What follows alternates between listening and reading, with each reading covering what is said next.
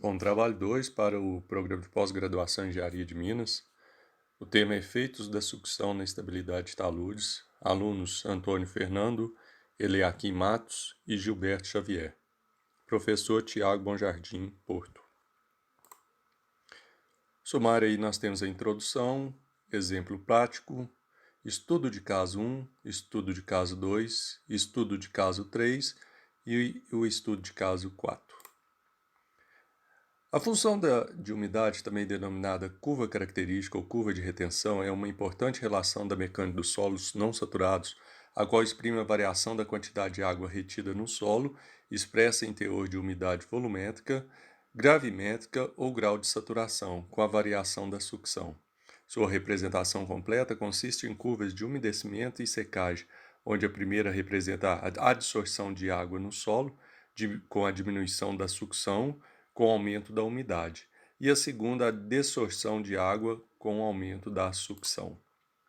A relação solo-água pode seguir diferentes trajetórias durante o ciclo de umedecimento e secagem que ocorre na natureza, sendo que, tipicamente, a quantidade de água liberada no solo no processo de secagem é superior à retirada no processo de umedecimento.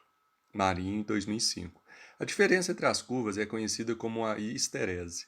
Em problemas que envolvem ciclos de molhagem e secagem, como por exemplo a estabilidade de taludes, não existe uma curva predominante, conforme figura 1. Desta forma, é necessário levar-se em conta os efeitos da histerese, pois a diferença entre os processos é significativa. Dependendo da disposição estrutural do solo, a curva característica pode apresentar formato uni ou bimodal, sendo essa característica estreitamente relacionada à distribuição do tamanho dos poros do solo. No caso unimoidal, de acordo com a figura 1, a curva de retenção pode ser dividida em três regiões. A primeira, denominada zona de efeito limite, corresponde ao trecho onde a fase líquida é predominante nos poros do solo e em que acréscimos de sucção geram pouco ou nenhum acréscimo de saturação. Aqui a gente pode ver na curva, de transição de secagem, a curva de umedecimento, a curva de transição de umedecimento, a curva de secagem ou dessorção do solo e o estado inicial de tensões, a partir do qual o solo pode secar ou umedecer. Isso está relacionado também com as gretas de contração, onde às vezes o solo, que com argila no chão, quando ele molha e depois ele seca, gera aquelas gretas, E na estabilidade de talude seria as trincas de contração. O pessoal vai falar aí melhor.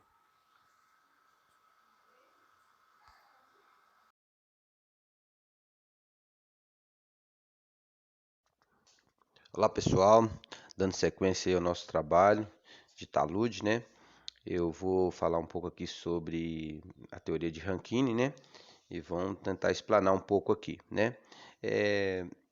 De acordo com Marinho, em 2014, ele cita que Rankine, em seus cálculos, despreza a ocorrência de resistência ao cisalhamento no contato solo-estrutura, o que aumenta consideravelmente o valor do empuxo ativo e, por consequência, aumenta a segurança da estrutura. Eu coloquei essas figuras aí, e muito bem até lembrado para o nosso professor, sobre taludes verticais, numa estrada uma estrada rural, Aí é só para exemplificar aqui a, a, a, a reconformação de taludes, como que é feito, E tendo em vista aí as inclinações, os verticais mais utilizado em estado rural. E é interessante, uma curiosidade que o professor sempre falou, que até sem tanto recurso de geotecnia, de engenharia, aqueles taludes feitos naquelas estradas, as estradas rurais duram tanto tempo, E realmente não tem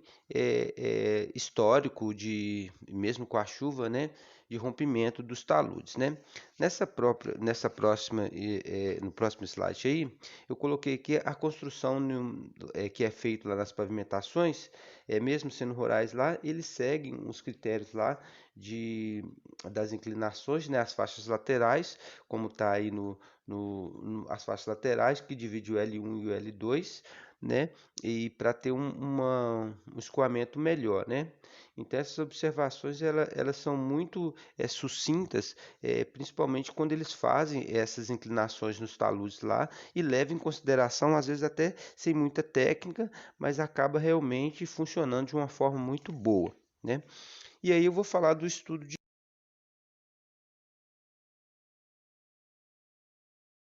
de caso do nosso colega Jonathan, né, da Universidade Federal de Santa Catarina, né, ele pegou um estudo de caso aí, esse estudo de caso ele teve como base um talude, né, de grande altura no solo residual que sofreu ruptura, né. Esse talude está localizado um montante de uma barragem ainda em construção, região do futuro reservatório, né. Esse talude ele teve sua cunha de ruptura iniciada na elevação de 761 e com seu pé na elevação de 747, como pode ser observado aí na vista, né? O fator de segurança, né, com base em teorias de equilíbrio, do limite de Bispo de 1955, que eu coloquei aqui. Aí, nessa próxima figura aí, é só para a gente ter uma ideia das trincas que aconteceu, né, na parte superior desse talude, né, onde que foi rompido, né? E nesse próximo slide aí, eu vou falar aqui o que aconteceu, o problema estático, né? Aí ele coloca o limite de liquidez e o limite de plasticidade, né? Esse procedimento de caracterização realizou um ensaio de acordo com a NBR, né? 6459 de 1984. A análise de granulométrica, né, dos solos, né, combinação do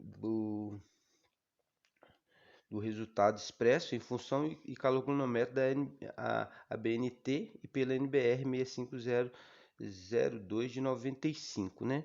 Ele utilizou também os procedimentos de ensaio de resistência, análise de estabilidade, né?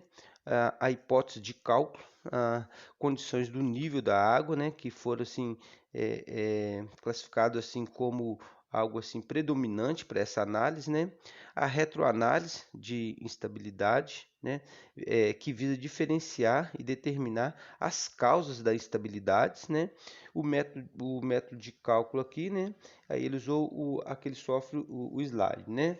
É impressionante na análise da estabilidade aqui, ele usa a geometria do talude, né? E a posição da estrutura, né, da camada do solo, né, desde do pé até o topo do talude lá, aonde ele analisou todas as rochas, né.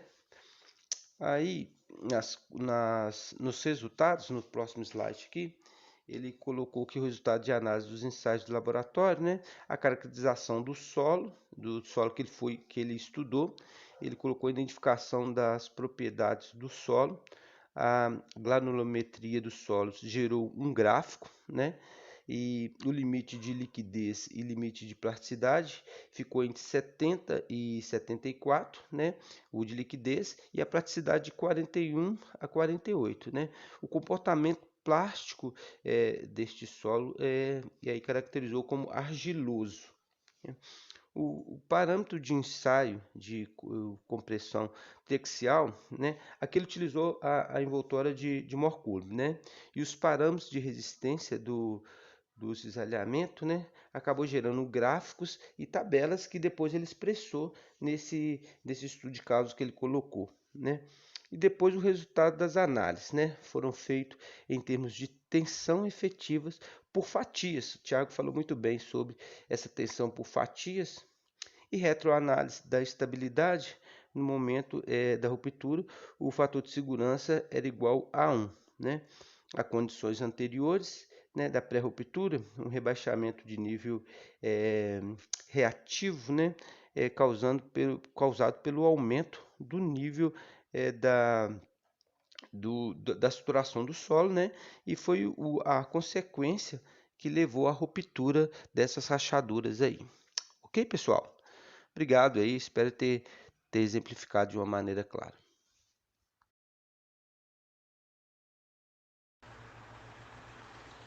Olá pessoal, tudo bem? Aqui é o Gilberto, eu vou continuar com vocês aqui no estudo de caso número 3. é referente ao Morro da Forca, em Ouro Preto. Aqui no slide 26 nós temos o perímetro do Morro da Forca, a imagem à esquerda, delimitado. E na imagem à direita aqui a gente tem a área do deslizamento que ocorreu no dia 13/1. Essas imagens foram retiradas no Google Earth Pro. Aqui nós temos um vídeo rápido de 1 minuto e 50 segundos, se não me engano, referente a esse deslizamento. Eu vou deixar ele tocar aqui para vocês terem ciência do ocorrido.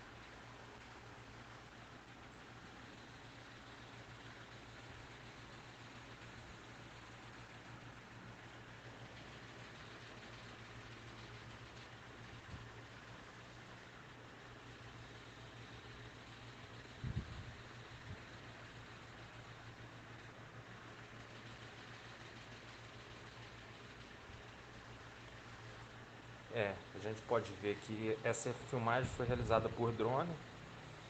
Minutos antes desse deslizamento, a Defesa Civil da cidade de Ouro Preto realizou a evacuação do local, já tendo indícios de um risco iminente de deslizamento. Foram felizes, salvaram vidas. A gente pôde ver que essas construções aqui no pé do talude foram destruídas. Se houvesse pessoas lá, com certeza teríamos lidado com vítimas nesse evento.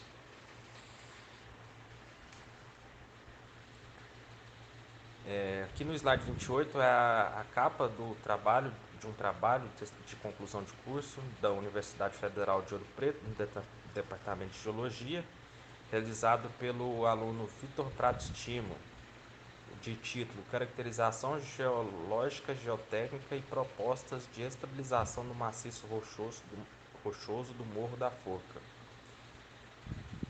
Os principais pontos do trabalho dele, ele identificou, nesse trabalho dele, que anteriormente 3 eventos de movimentos gravitacionais de massa foram registrados no Morro da Forca, em 79, 2011 e 2012.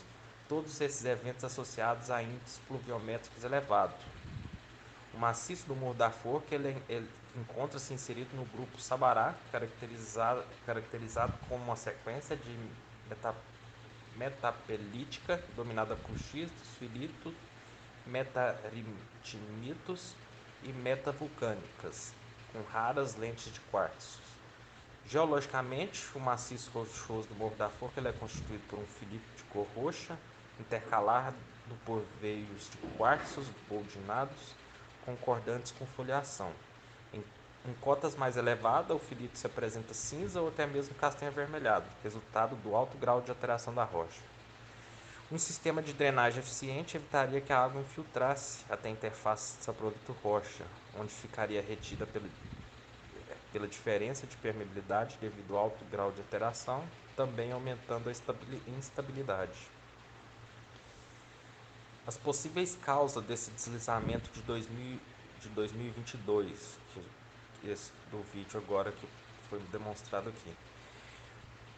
O grande volume de chuvas na região, e ocorreu a saturação desse maciço, Com base em trabalhos já realizados no Morro da Forca, é possível afirmar que inexistem estruturas de contenção do solo e um sistema de drenagem eficiente. E durante o período de chuva, o solo se mantém estável devido ao efeito da sucção. Quando o solo começa a secar, a sucção diminui e causa a instabilidade desse aterro, desse maciço. Essa imagem aqui a gente pode observar a interface onde houve a ruptura. As construções aqui no pé do talude foram destruídas. Essa foi uma imagem obtida no site G1. E vamos para o estudo de caso número 4. O estudo de caso número 4 é referente à BR-381 de Nova Era, também ocorrido neste ano, um dia após a ocorrência desse fenômeno de estabilidade no Morro da Forca de Ouro Preto. Este de Nova Era ocorreu no dia 14 do 1. Não é uma área que já foi estudada anteriormente, então todas as informações que a gente vai passar aqui foram levantadas por meio de sites de notícias, vídeos e a nossa inferência com base nas informações que nós temos sobre estabilidade de taludes. Aqui tem um pequeno vídeo de 50 e poucos segundos, eu vou passar aqui também para vocês verem o que aconteceu.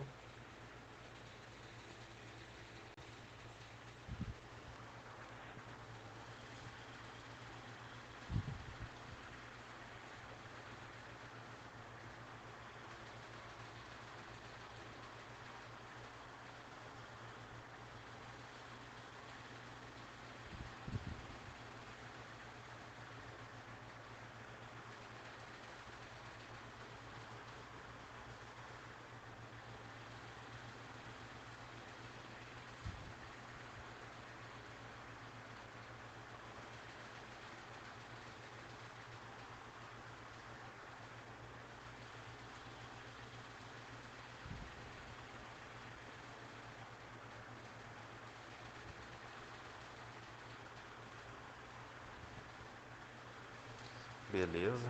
A gente pode notar aqui no vídeo que com esse deslizamento que houve aqui, a BR que passava no pé do talude, ela sofreu um alteamento. O solo que estava sobre ela se levantou e acabou trazendo um dano aqui irrecuperável. Vi recentemente que obras emergenciais foram executadas para liberar o fluxo dessa rodovia. Foi traçado na lateral dessa rodovia aqui uma via emergencial de terra ainda, para fins de não deixar o trânsito parado. As características do local e possíveis causas da ruptura. A área é uma área de encosta natural, sem obras de contenção e drenagem. A vegetação predominante local é de gramíneas e poucas árvores. No pé da encosta está localizada a BR-391. Esse trecho aqui, dentro do município de Nova Era. Similar ao evento ocorrido em Ouro Preto, que ocorreu um dia antes, o deslizamento ocorreu após vários dias de chuva intensa em Minas Gerais. E após as chuvas, o solo inicia o processo de secagem, que diminui a sucção e ocasiona a diminuição da resistência do solo, levando ao deslizamento de massa. Em Minas Gerais esse ano foram inúmeros deslizamentos que nós tivemos a infelicidade de conhecer. Então, aqui estão as nossas referências, os trabalhos que nós utilizamos como base de informação para a elaboração desse seminário. No mais, eu só tenho a agradecer, pessoal. Muito obrigado pela atenção e tchau, tchau.